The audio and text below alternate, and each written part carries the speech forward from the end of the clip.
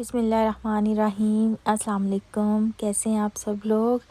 आज मैं आपके साथ शेयर करने के लिए जा रही हूँ साग की रेसिपी। और साग जो है वो मुझे यहाँ से लंदन से मिल गया था और मैं बहुत खुश हुई सरसों का साग देख के, क्योंकि यहाँ पर अक्सर जो है वो टिन वाला यूज़ किया जाता है, तो फिर उसका वो वाला टेस्ट नहीं होता जो फ्रेश साग का होता है।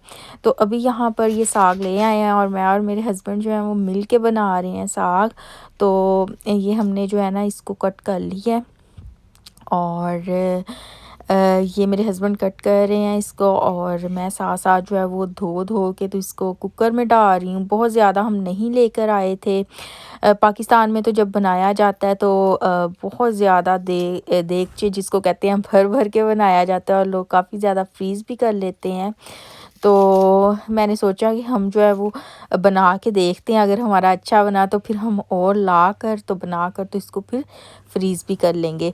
तो ये जिस तरह से हमने बनाया है वो आपको मैं दिखाती हूँ। हमने इसको मोटा मोटा सा कट किया है, थोड़ी बहुत गंदलें डाली हैं, गंदलें क्योंकि इसमें इतनी ज़्यादा थी भी नहीं। और इसकी जो ना इस तरह से ये देखें, ये पालक है, पालक हमने थोड़ी सी एक गुट्टी कह लें पालक की, वो कट की है। अच्छे से इसको खुले पानी से धोना है। धोने के बाद फिर जो है ना वो हमने इसको कुकर में डाल दिया था। और ये देखें बिल्कुल खुले पानी से धोने से ये है कि इसकी जो मिट्टी वगैरह ना वो अच्छे से निकल जाएगी। तो ये हमने ना मोटा मोटा इसलिए कट किया कि हमने इसको जो है ना वो बाद में जो इलेक्ट्रिक हैंड ब्लेंडर है उसके साथ हमने इसको जो है ना वो कह लें कि ब्लेंड कर लेना था। तो इस वजह से फिर हमने ना इसको मोटा मोटा ही कट किया। अब इसके अंदर जो है हरी मिर्च वो डाल दी है। रेड मिर्च जो है उससे इतना अच्छा टेस्ट नहीं आता जितना कि हरी मिर्च से आता है। तो इसको भी हमने मोटा मोटा कट करके डाल लिया था और स्टोव जो है वो ऑन कर दिया था ताकि ये जो साग है ना ये पक पक के तो अपना ही पानी छोड़ दे। और फिर इसके अंदर थोड़ा सा सॉल्ट ऐड किया है और इसके बाद फिर सॉल्ट आप हस्बे ज़ायका जो है ना, मिर्च भी आप अपनी मर्ज़ी से कम या ज़्यादा डाल सकते हैं।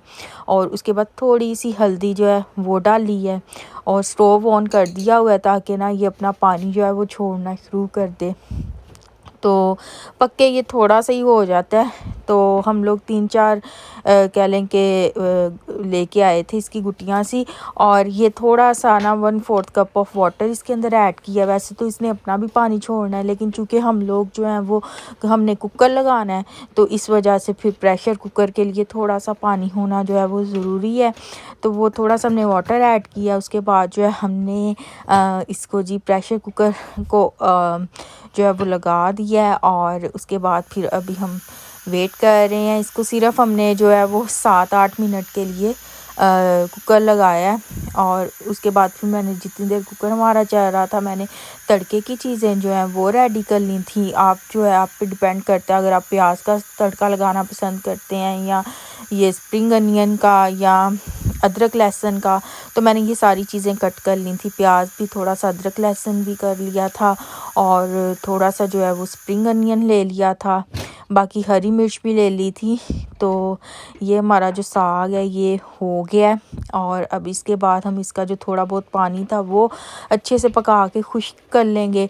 और उसके बाद फिर पाकिस्तान में तो ऐसा होता है कि वो जो होता है ना घोटना जिसको हम कहते हैं, उसके साथ बहुत मेहनत से जो है वो घोटा जाता है साग को। हमारी जो अम्मियाँ थी वो बड़ी मेहनत के साथ जो है वो भरे हुए देश के जो थी उनमें वो घोटा लगाती थी।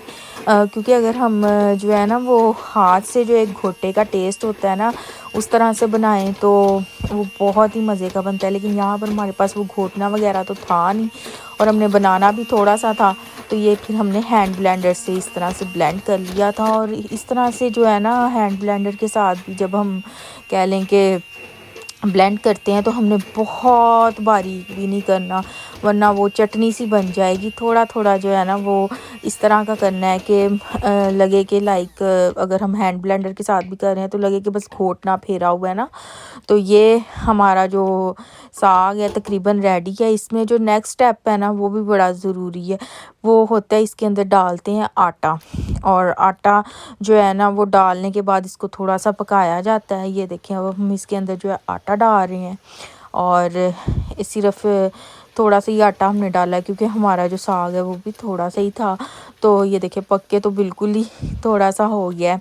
तो ये अब हम इसमें आटा डाल के तो इसको अच्छे से पकाते हैं। और कुछ लोग जो है ना वो इस स्टेज पे भी अच्छे से पका लेते हैं। कुछ लोग जो है वो क्या करते हैं कि जब तड़का इसमें डालने के बाद थोड़ा सा पका के फिर जब तड़का लगाते हैं ना तो फिर थोड़ा सा ज़्यादा पकाते हैं कि इसके अंदर का जो आटा है वो भी अच्छे से पक जाए।